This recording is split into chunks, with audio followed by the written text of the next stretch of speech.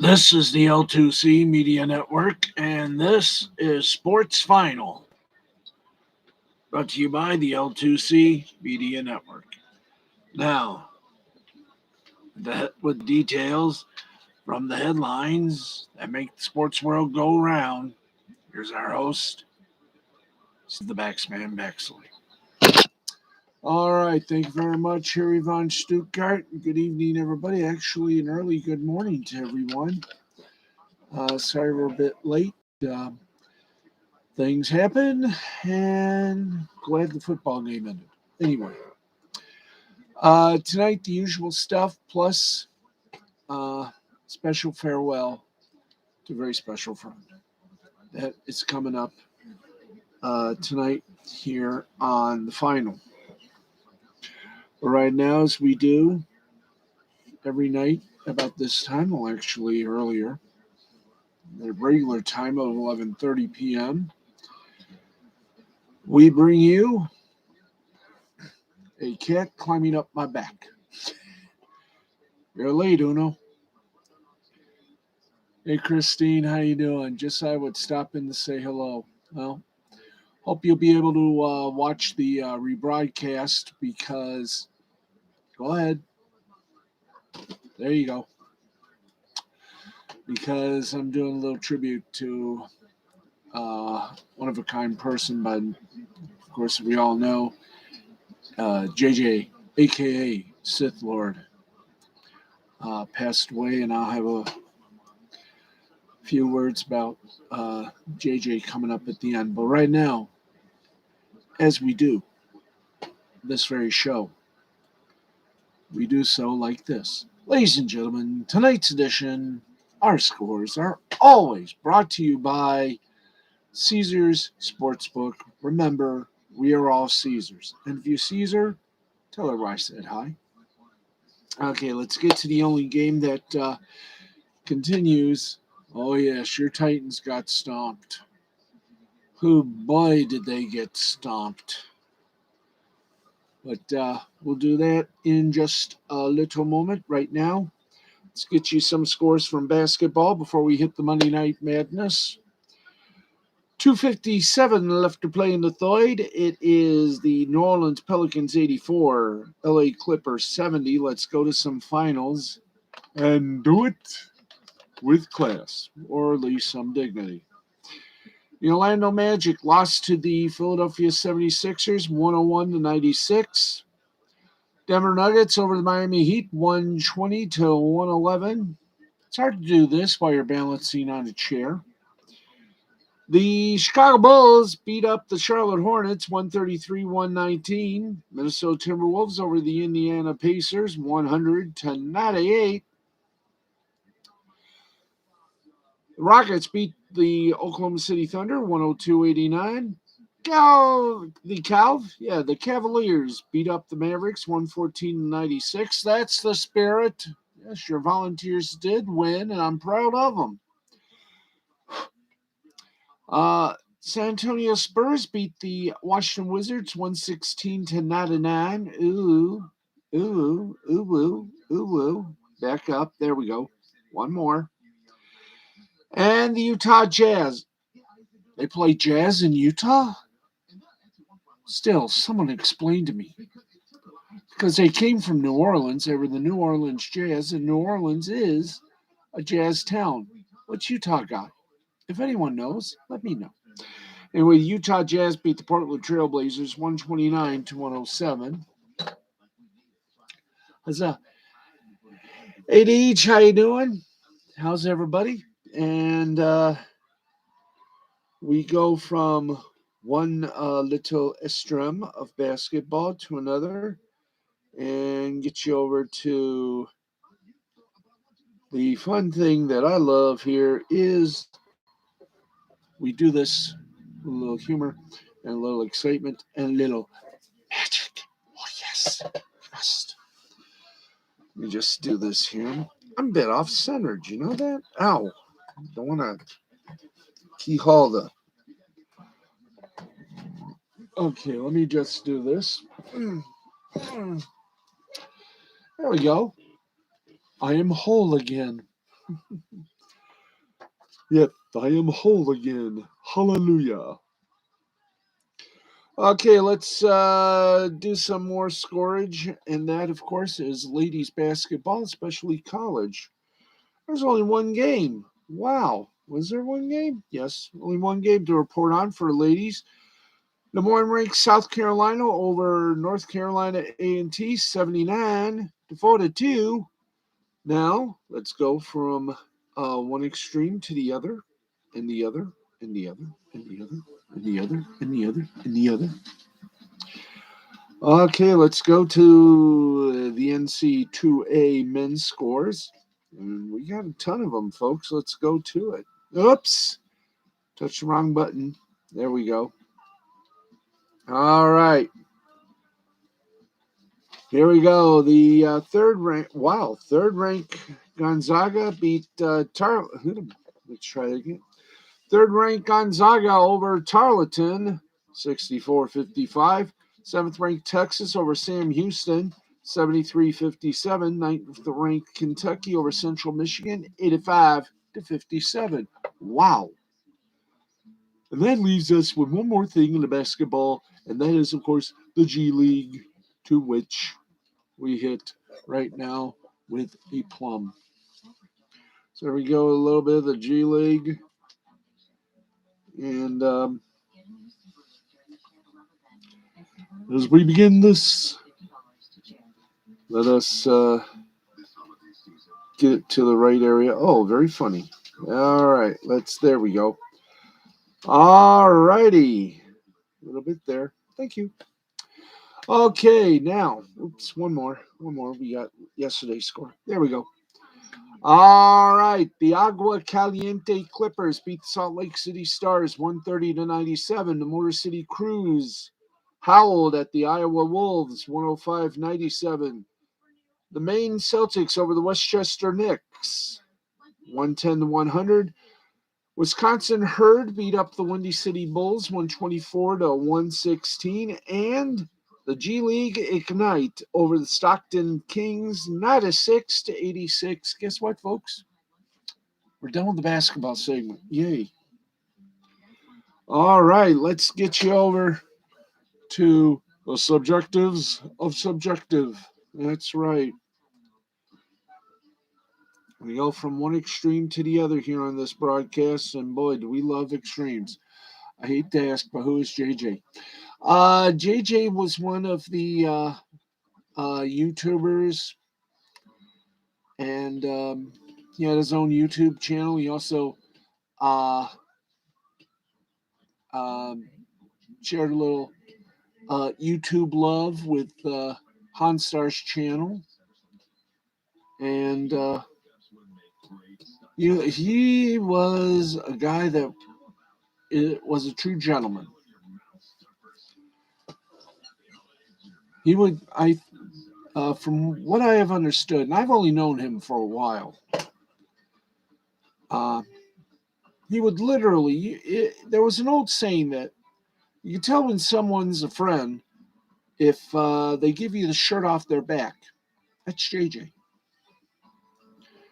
JJ hosted his own channel of randomness. He would also be part of other channels, including Hanstar's channel when he did Name That Tune and Jackbox. And I will tell you something, JJ was one in a million, and I will tell more about JJ as much as I can a little bit before we say our adioses here.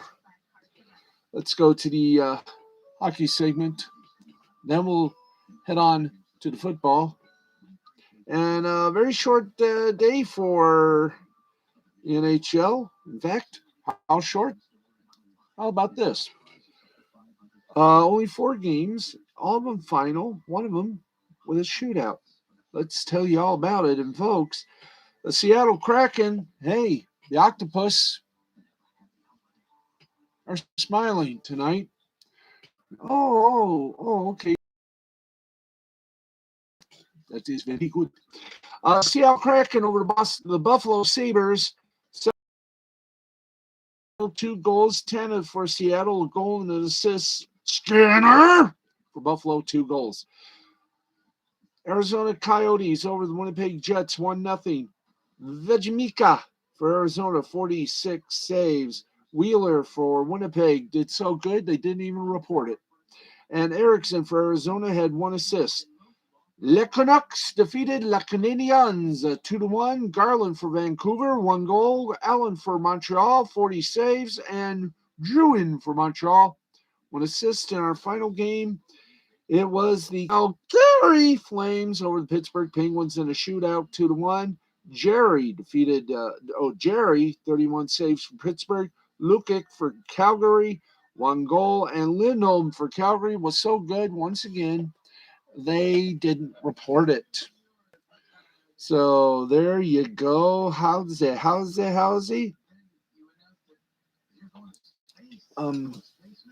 Oh, hi there. Let's go this way. There we are. Let us proceed now to. Why are we doing this? Because, hey, we also do the minor league hockey scores. And by the way, I think we can say without any disrespect, there were no games played in the American Hockey League. How about the Ontario Hockey League? Have to do one with the other, yes, sir.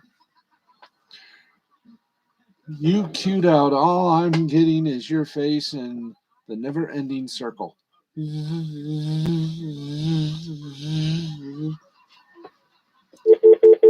You cut out. Oh, no. I cut out? I couldn't have cut out. No game scheduled for Tuesday, but how about Monday? Were there any scores Monday? Is there any reason? No, nothing on Monday. Okay. Gee, you gotta be kidding me. No, nothing on Monday. Okay, so that was it for hockey. Reload. It should help. It couldn't hurt. Okay, let's get some hockey scores for you from tonight, the night of nights, Monday night. Women's World Cup qualifying, Northern Ireland smacked North Macedonia down. I don't know if it's you or me. Northern Ireland beat North Macedonia 9-0. In championship soccer action, it was Queen's Park over Derby County 2-1. Women's international friendlies, Netherlands and Japan tied at 0. Scottish Cup, Brechin City and Darvel tied at 1. Highland League had a postponement, so no bother. Spanish La Liga, Osasuna and Elche. Hey, it's great to see you back. Even better to see your front. Anyway, I have to do that old joke, yes. Osasuna and Elche tied at 1. In Brazil, Destreza Brazil, Atlético Goianiense over Bahia 2-1. Danish Superliga, Vegel and Midtjylland tied at 1. Portugal, Estrela Praia and Santa Clara tied at 2. Russian Premier League, Ufa and Spartak, they tied at 1. Arsenal and Lokomotiv Moscow. Arsenal Tula beat Lokomotiv 3-1. They were sent to Siberia for that. Kidding. In Sweden, AIK over Elfsborg 4-2. Sirius over Haken 3-0. And Jalby coming around the mountain on a goat. And Orbro tied at 0. In Turkish Super League. Oh, sorry, wrong Turkish Super League. Göztepe and Fenerbahce tied at 1. Very nice. Yes, indeed, that was very nice.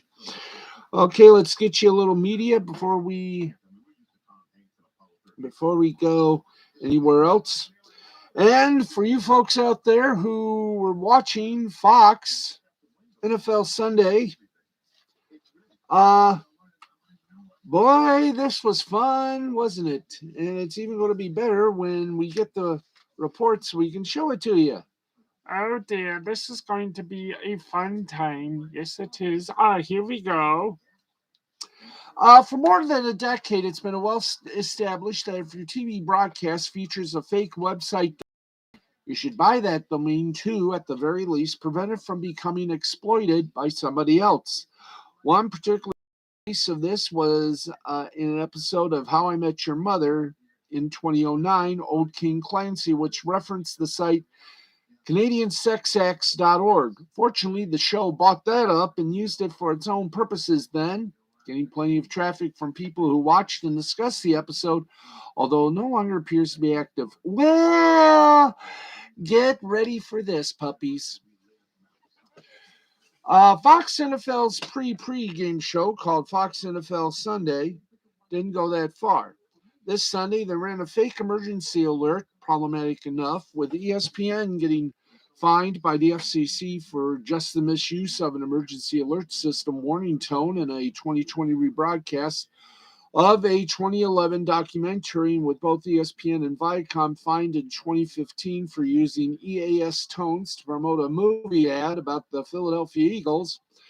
That included a domain that they hadn't purchased, and as per the Colby Hall of Mediaite, someone else quickly bought it and used it for pro-Trump Let's Go Brandon ad. That's right, the joke URL was never registered. And so it was then immediately grabbed by a viewer who then redirected all traffic to a pro-Trump website. It features a massive Let's Go Brandon banner and images of former President Donald Trump with Representative Lowen Boebert and a picture of President Joe Biden before a photoshopped image of George Washington flipping him off. Are you with me? Weird times we are having with, for sure. Now, this weird and strange story was initially flagged by Emmy Award-winning meteorologist Jeff Fox, who first noted how the satirical use of the EAS will almost certainly lead to an FCC fine for Fox Broadcasting.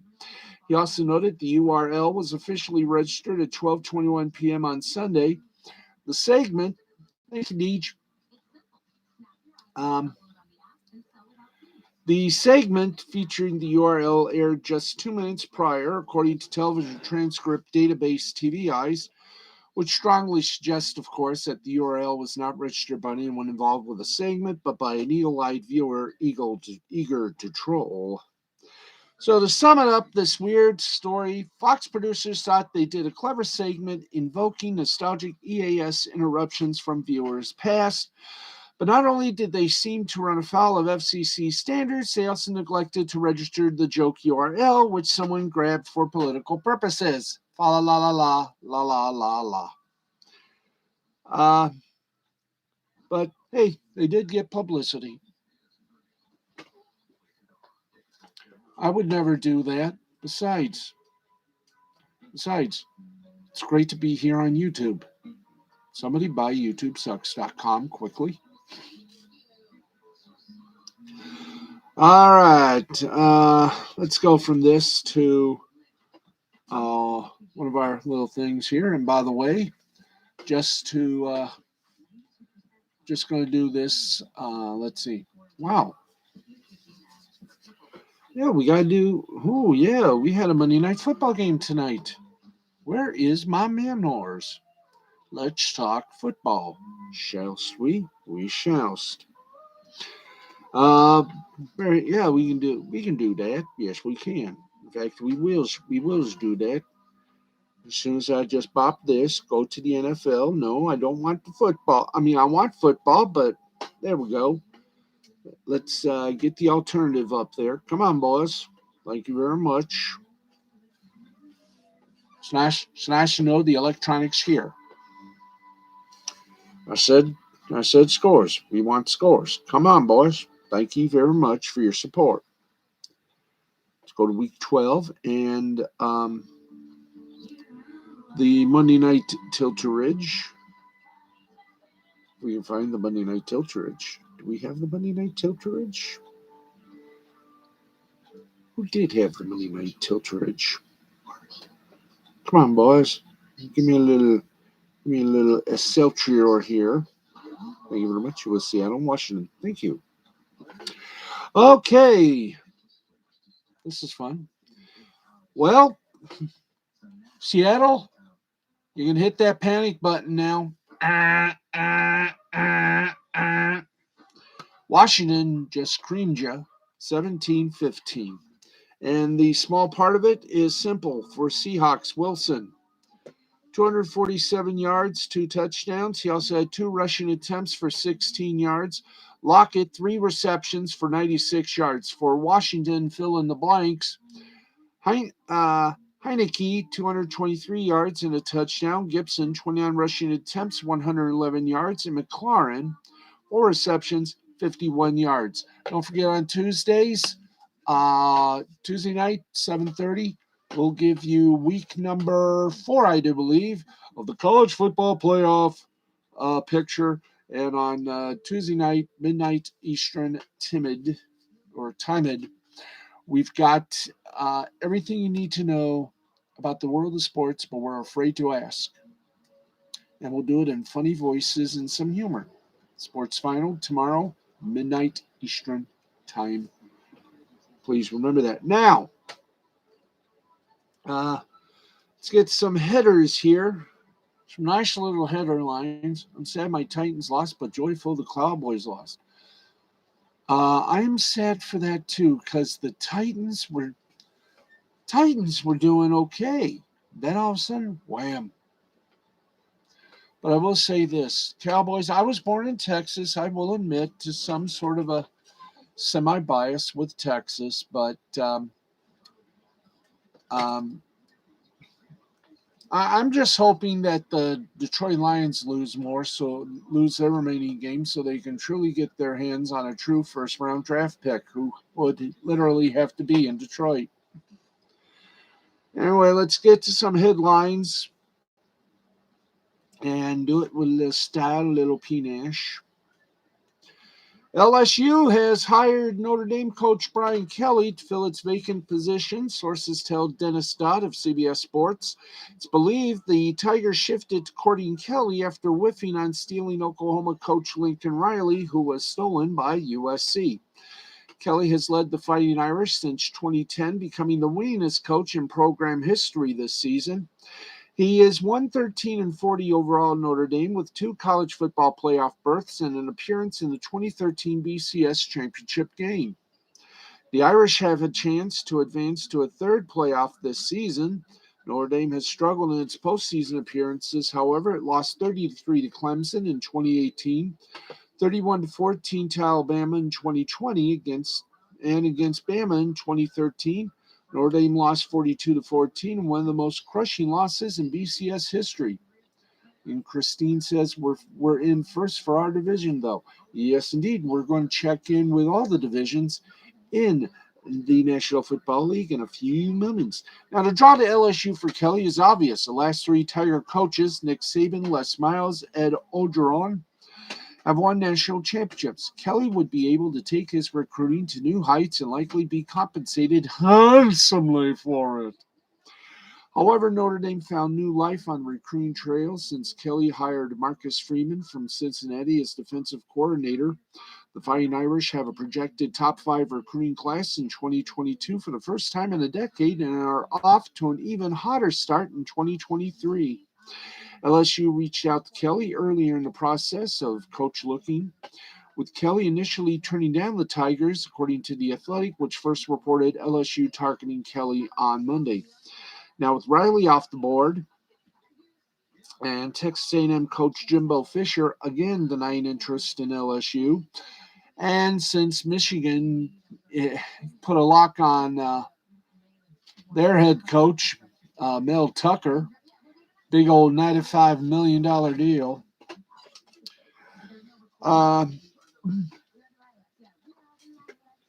LSU athletic director Scott Woodward moved on to his next big name target. Woodward is known for taking swings. He is the coach who brought Chris Peterson to Washington and Fisher to Texas A&M. Now, throughout LSU's coaching search, Woodward's propensity to nab big names had been a storyline, and part of why the vacancy up until Monday was somewhat of a surprise. Patience worked, however, because Woodward managed to pull it off again. But even when hearing Kelly's name connected to the search, it came as a surprise. So congratulations. You go from touchdown Jesus to Louisiana gumbo. There you go.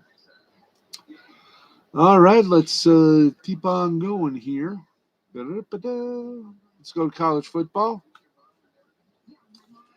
And Oklahoma lost its coach on Sunday when Lincoln Riley announced that he's taking the USC job, and now it's lost its opening day starting QB and former Heisman favorite redshirt sophomore Spencer Rattler announced that on Twitter that he's entered the transfer portal. That's right. Rattler threw for 4,595 yards, 40 touchdowns, and 12 interceptions in 3 seasons in Norman. He entered the 2021 season as the favorite to win the Heisman Trophy after throwing for 3,031 yards and 20 touchdowns in 2020, his first season as the Sooners' starting QB. He started the first 6 games of the season before being benched versus Texas after poor play. Caleb Williams took over and started the remaining 6 games under center. Rattler was a 5-star prospect and the number 11 overall player in the class of 2019 out of Pinnacle High School in Phoenix. He was named the MVP of the prestigious Elite 11 camp prior to his senior year of high school. Where could he land? My father-in-law is soon to be really sad, a huge Sooner fan. Yes, I agree. But I wouldn't worry too much. Oklahoma will manage somehow to compensate. Uh, let's see here. So, Jed Fish could be on a hot seat in 2022, and it's not like he's had any other hot quarterback prospects on horizon. Rattler not only could revitalize a program in his own state, but could do it for a team that desperately needs a boost.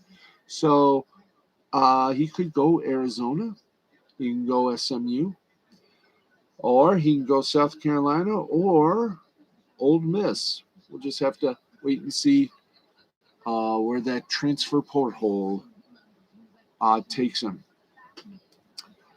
And in the National Football League, the Vikings dodged the worst case scenario after Dalvin Cook was carted off the field during their Sunday loss to 49ers.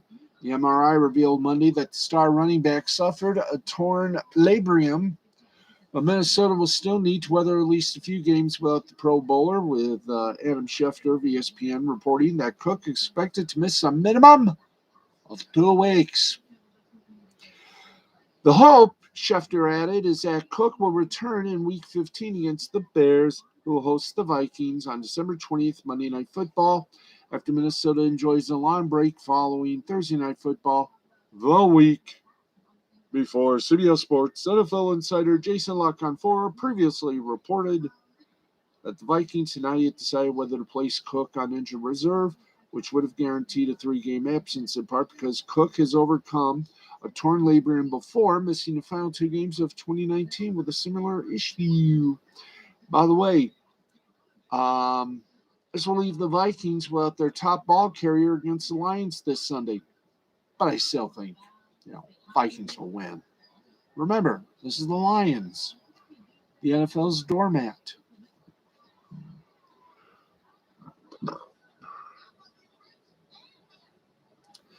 And here's something unusual. We're going to report this. Baker Mayfield is seemingly trapped in the Bermuda Triangle. And in there, it's not simply the lost column. He can't escape lately.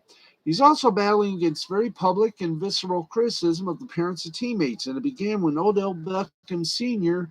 skewered the play of Mayfield just ahead of his son being released by the Cleveland Browns midseason. This time, after struggling wildly in the loss to the Baltimore Ravens on Sunday night, it's the father of running back Kareem Hunt who's taking shots at the Browns QB while insisting he's nothing like Odom Beckham, whatever is his name here, Odell Beckham Sr., who took social media to post clips of Mayfield's play to crutch his point. Kareem Hunt Jr. on Facebook said this via Brad Steinbrook of 247 Sports. Now I'm getting people on my Facebook saying I'm being like OBJ's daddy, and I'm not. I'm stating facts on football and what we see He's limping. He's scared to throw the ball, and they know he's hurt. They're going to keep listening, but if people don't like what I'm saying, unfriend me. I'm not jeopardizing nothing. I got a right to speak. I ain't posting no videos. Have a good day. Go Browns, hopefully. Now, there's something about that added, hopefully, that adds a lot more sting to his comments. Now, the situation between Mayfield and Beckham flew off the rails after the controversial comments made by Odell Beckham Jr.'s papa, Odell Beckham Sr., and time will tell how the Browns running back will smooth over his father's words to Mayfield, something Beckham Jr. had no interest in doing. Currently working himself to full health while still starting games for the Browns, Mayfield finished the loss against the Ravens, completing only 18 of 37 pass attempts with no touchdowns. And while he didn't play as poorly as former league MVP Lamar Jackson, who threw 4 interceptions, it was Jackson who made the big plays when his team needed him the most. Mayfield and the Browns will now head into a much-needed bye week to recover and reload, but waiting on the other side of it is another dance with Jackson and the Ravens. Dun, dun, dun. Okay, not much in the Major League Baseball hot stove, but you'll never guess um, who has the biggest payroll of Major League Baseball. The Mets. That's right. Shockingly, the New York Mets made another free agent splash on Monday, reaching an agreement with right-hander Max Scherzer, the former Los Angeles Dodger pitcher, and former Detroit Tiger mainstay, along with former Washington Nationals mainstay, reach an agreement that will pay him the total of $130 million over 3 years. Scherzer's $43.4 million average annual value exceeds Major League Baseball's previous record, which belonged to New York Yankee righty Garrett Cole. Scherzer becomes the fourth and most notable addition to the Mets, made since Thanksgiving, joining infielder Eduardo Escobar, utility man Mark Canha, and outfielder Starling Marte. Those 3 inked deals worth more than $120 million combined. Factor in Scherzer, and the Mets will have handed out more than $250 million in commitments ahead of the forthcoming lockout. The year-by-year breakdown of each deal hasn't been publicized, even though it's reasonable to assume the Mets will head into the work stoppage with the highest payroll in Major League Baseball. They were roughly $55 million behind the Yankees for that title prior to those signings via Spotrac. If Scherzer alone makes $43 million next season, that puts the Mets most of the way there. Now, there's a chance the Yankees or Dodgers make a big signing of their own between now and Wednesday, displacing the Mets. We can only operate off what we know, though. Christine is saying, I haven't been paying attention. How are the Browns doing this year? We're going to find out. Let's take you to what we like to call the standings. And let's do some standings, shall we? All right, let's go to the AFC East, where we have New England still the top bow wow at 8-4. Buffalo in second with 7-4. Miami in third, 5-7, and the New York Jets lashing it up at 3-8. Is there a salary cap in baseball? Yeah, but there's also luxury tax in baseball, and I think when I think that if they even go near that salary cap total, I think maybe 150. I think is the salary cap. Not sure, but I do know there is a salary cap in baseball. There's also a luxury tax in baseball that no one dares want to go past. Okay, meanwhile, in the North Division, you got Baltimore, 8-3, Cincinnati in second, 7-4, Pittsburgh in third, 5-1. The Browns are in last with 6-0. So you could say that they're somewhat a skosh. Yeah, they are below Pittsburgh, but that one tie. So the Browns in last place. In the South, it's Tennessee on top at 8-4. Indianapolis at 6-6. Houston and the Ville of Jacksonville 2-9. In the West, it's Kansas City 7-4. The LA Chargers, the Las Vegas Raiders, and Denver Broncos all at 6-5. In the NFC East, it's Dallas at 7-4. Washington 5-6. Philadelphia 5-7. And the New York Giants 4-7. In the North, Green Bay 9-3, Minnesota 5-6, Detroit 4-7, and the NFL's perennial doormat in the North, the Detroit Lions 0-10-1. Oh boy! And in the South, it's Tampa Bay 8-3, Atlanta 5-6, along with New Orleans, same record. So Tampa Bay first, Atlanta and New Orleans battling it out for second, and Carolina scoping around in third, 5-7. And in the Western Division, it is Arizona 9-2, the LA Rams 7-4 in second, San Francisco 6-5, and Seattle 3-8. Green Bay is doing awesome. And I will say this about Green Bay, that even with their problems, mainly with I'm just going to say it, overzealous Aaron Rodgers, they're doing good. But you got to have a team. Somebody has got to be prepared to face off against the Tampa Bay Buccaneers. Because when that happens, and I don't know who would be in the Super Bowl besides Tampa Bay, but you realize if Tampa Bay does hit that Super Bowl, I'm going to say Tampa Bay's got this Super Bowl already won, but they got to watch out for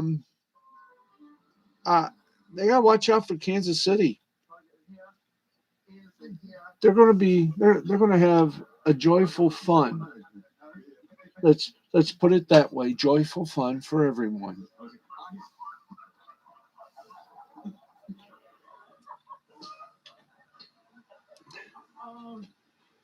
Okay.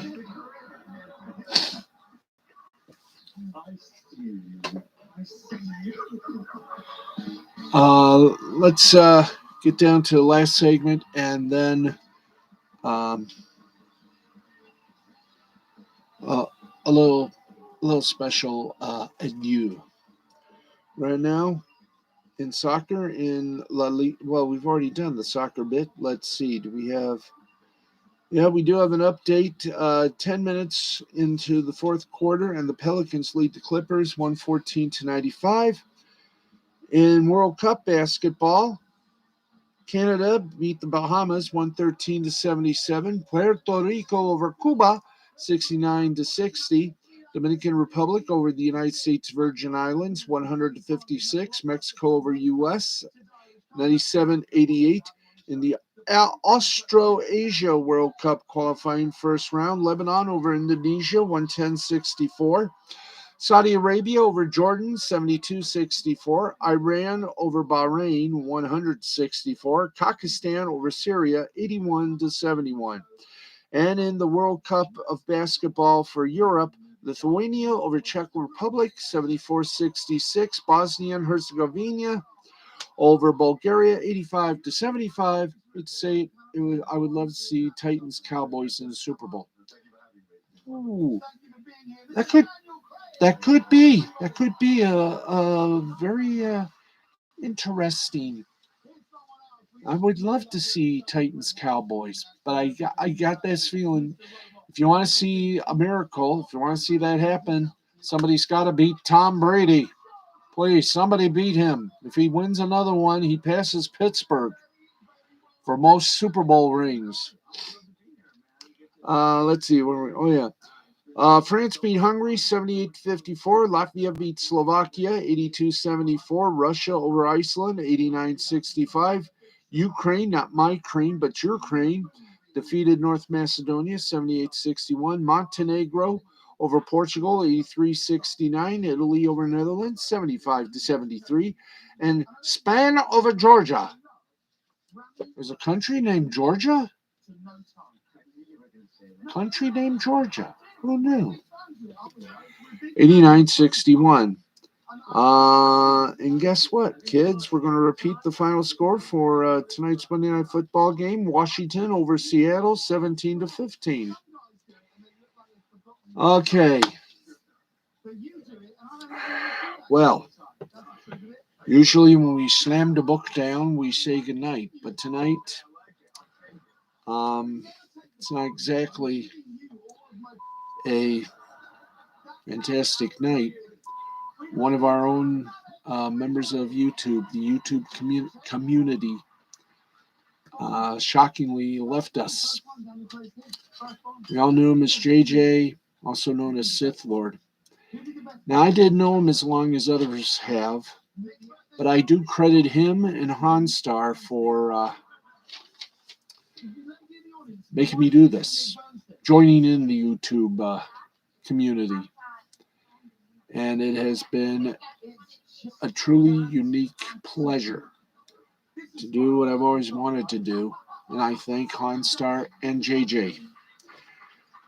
What can I say about JJ, aka Sithlord, that has not been said many times by the very people who were touched by this man, except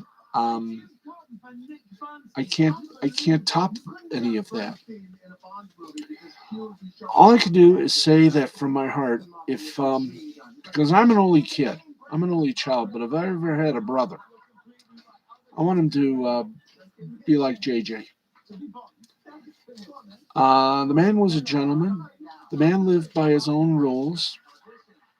The man lived under the rule of celebrate life, no matter what. And always be true, be you. It's how we all should live life. Be true, be you. The times I really enjoyed JJ were on the nights that he and Chris would, along with Honstar, do like Jackbox games or Name That Tune on Sundays. And the way he would be with JJ, with Chris and Honstar, I mean, that was pure fun. Especially the jabs between Chris and JJ. Those jabs, they were like Oscar and Felix of The Odd Couple. He had a love of life and a love of people that was very much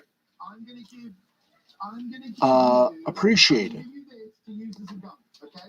and tributed. If that is not a word, it should be. Because in this day and age, you can't find that kind of kindness in people. But JJ had that something that really brought out the best in everyone. He had a big heart, and he truly loved people, and he loved helping people.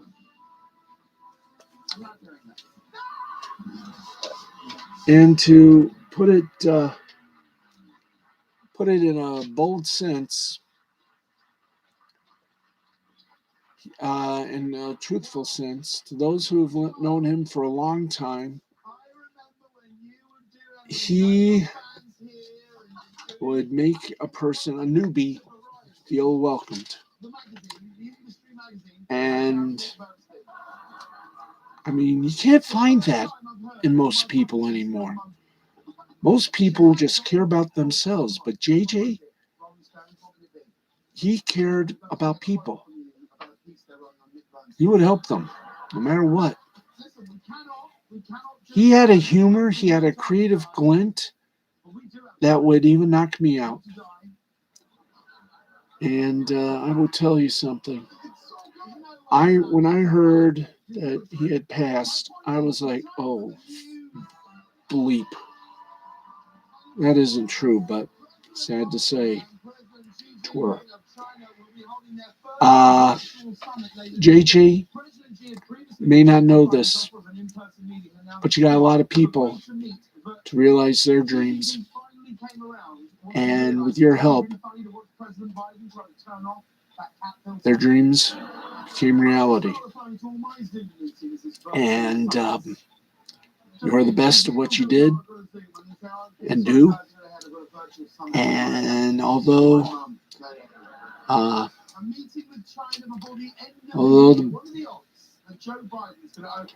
if I can only remember, I wish I wrote this down, but no, this comes from the heart. Your journey ended way too soon, my friend. You had a lot more road to travel. But now you're in a better place on a new journey. A journey where there are no obstacles, no forks, no problems. A long and winding road. You will have memories, and so will we. We will remember you always and forever. You were our heart light, and that will never be extinguished. JJ, like it or not, you're truly one in a million. You're a humble person, a true gentleman. There should be a lot more like you in this world. One day, we hope there will be. But for now, those few of us that remain, we will continue to show the light, help out as best as we can, and do so with the pride and honesty that you, sir, shown us all. And to everyone, bury them hatchets in the ground, and let peace reign throughout the land. That is one wish in this world. It is a wish I hope happens one day. To JJ, aka Sithlord, the cookies you always ask Mandy for, they'll be permanently waiting for you in that very special place. And every time I pass an aisle that has cookies in it, I'll be thinking of you.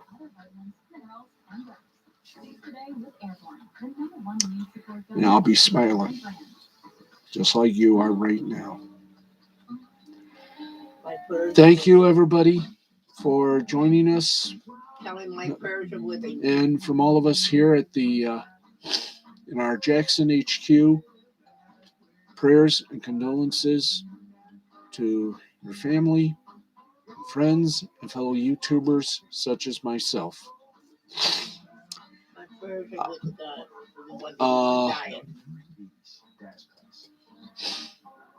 And what my mom just said goes triple and quadruple for me.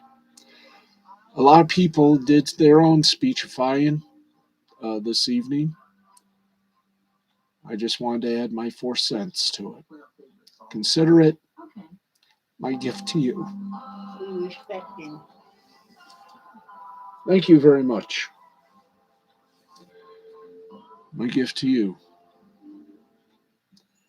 Thank you for the memories. Thank you for bringing me out of my shell. YouTube may regret it, but thank you. And from all of us here at Mystifying Creativity Productions, L2C Media Network, L2C Sports, JJ, thanks.